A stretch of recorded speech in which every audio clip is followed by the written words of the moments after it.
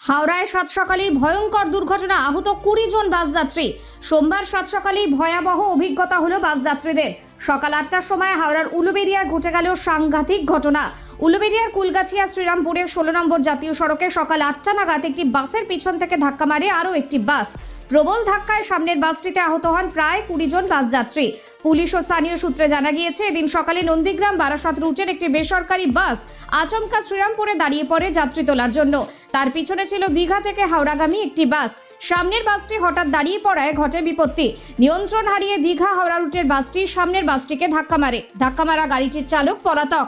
দুটি বাসকেই আটক করেছে পুলিশ। আহতদের উলুবেড়িয়া শরৎচন্দ্র মেডিকেল কলেজ হাসপাতালে পাঠানো হয়েছে। অন্যদিকে তার আগের রাতে হাওড়াতেই ঘটে গিয়েছে আরও একটি দুর্ঘটনা। হাওড়ার কদমতলায় সরকারি আবাসনের সামনে এক তৃণমূল কর্মীর বাইকের ধাক্কায় মৃত্যু হয় এক মহিলা পথচারীর।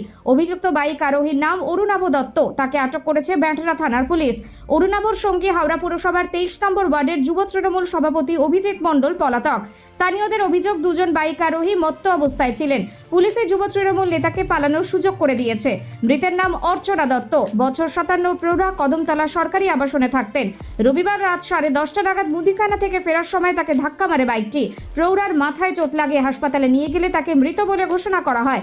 বাইক নিয়ে পালাতে গিয়ে নর্দমায় পড়ে যান দুই বাইক আরোহী। স্থানীয়রাই তাদের ধরে ফেলেন, তবে পরে পালিয়ে যান যুব তৃণমূল সভাপতি।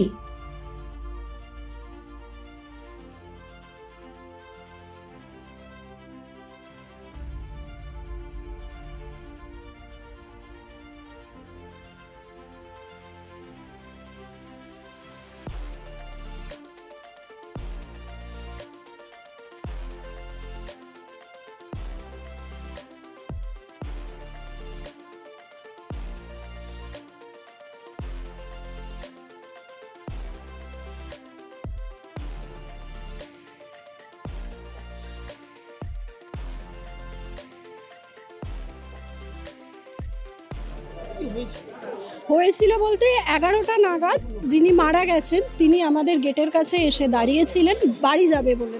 ওনার বাড়ি হচ্ছে সলপে, উনি বাড়ি যাবেন বলে দাঁড়িয়েছিলেন। এমন সময় যিনি আর কি মেরেছেন তিনি আকণ্ঠ মদ্যপান করে বাইক নিয়ে, অভিজিৎ মণ্ডল, উনি তৃণমূলের সভাপতি 23 নম্বর ওয়ার্ডের, আমাদের বিজলি বালক তৃণমূল যুব কংগ্রেসের সভাপতি 23 নম্বর ওয়ার্ডের, উনি বিজলি বালক সংঘের ওখানে আর একজনকে সঙ্গে করে নিয়ে আকণ্ঠ মদ্যপান করেছিলেন এবং এই রাস্তা দিয়ে মানে প্রচণ্ড হাই স্পিডে এসে ভদ্রমহিলাকে ধাক্কা মারেন। মারতেই সঙ্গে সঙ্গে এখানে পড়ে যান। উনি পড়ে গিয়ে আর মাথা থেকে প্রচণ্ড রক্তক্ষরণ, আর যে মেরেছে সে বাইকটা নিয়ে সোজা ওইখানে একদম নর্দমার কাছে ঢুকে যাওয়ার পরেই কোনো রকমে এখান থেকে যারা আমাদের প্রত্যক্ষদর্শী তারা কোনো রকমে উদ্ধার করে, কিন্তু ভদ্রমহিলাকে শেষ অবধি বাঁচানো যায়নি। যিনি মানে অত্যন্ত মদ্যপান করেছেন তাকে যখন তুলে দাঁড় করানো হলো তিনি আর দাঁড়াতে চাইলেন না। ওনার সেই সময় মনে হলো যে হ্যাঁ আমি পুলিশের কাছে চলে যাচ্ছি, ওটাই আমার সেফ সাইড। পুলিশের গাড়িতে উঠে উনি বেরিয়ে গেলেন। এখনও অবধি কিন্তু আমরা জানতে পারিনি তার কোনো রকম কি উনি কেমন আছেন বা উনি আদৌ ওনার কোনো কিছু হয়েছে কিনা। কিন্তু মাঝখান থেকে আমাদের এখানের একজন যে ভদ্রমহিলা, নিরীহ ভদ্রমহিলা, ওনার কোনো দোষ ছিল না, উনি কিন্তু মারা গেলেন।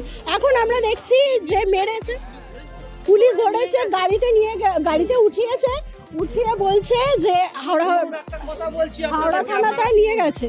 হাওড়া থানায় নিয়ে গিয়ে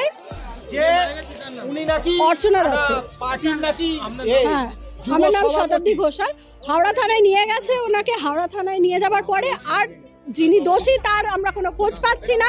পুলিশকে আমরা এখানে আনতে বলছি, উনি সেটাও নিয়ে আসছেন না। তো আমি এখনো চাইবো যে একটা সংসার পুরো নষ্ট হয়ে গেল এই কিছু কুকুরের বাচ্চার জন্য। শতাব্দী ঘোষাল। বারাসাত যাচ্ছিলাম, তারপর ভিক্টোরি থেকে বাসে চেপেছিলাম প্রথমে। হঠাৎ পেছন থেকে একটা বাস এসে, দীঘা বাস এসে আমাদের বাসে ধাক্কা দেয়। কখন হয়েছে ঘটনাটা? ঘটনাটা 8:20-25 নাগাদ। তোমাদের বাসটা কি নাম ছিল? কোন বাসে উঠছে পেয়েছিল? আমাদের নন্দীগ্রাম বারাসাত। আর এইটা কোন বাস ছিল? আর এটা ছিল দীঘা কলকাতা না। আচ্ছা, তারপরে তুমি কখন থেকে দাঁড়িয়ে, কোথায় দাঁড়িয়ে যাবে কোথায়? বারাসাত। বারাসাত যাবে। আসছো কোথা থেকে? আসছি মিন্টুরি। তাহলে এখন তো গাড়ি কি চলছে না? গাড়ি চলাও বন্ধ হয়ে গেছে। হ্যাঁ, গাড়ি এই ছেড়েছে, গাড়ি চলছে।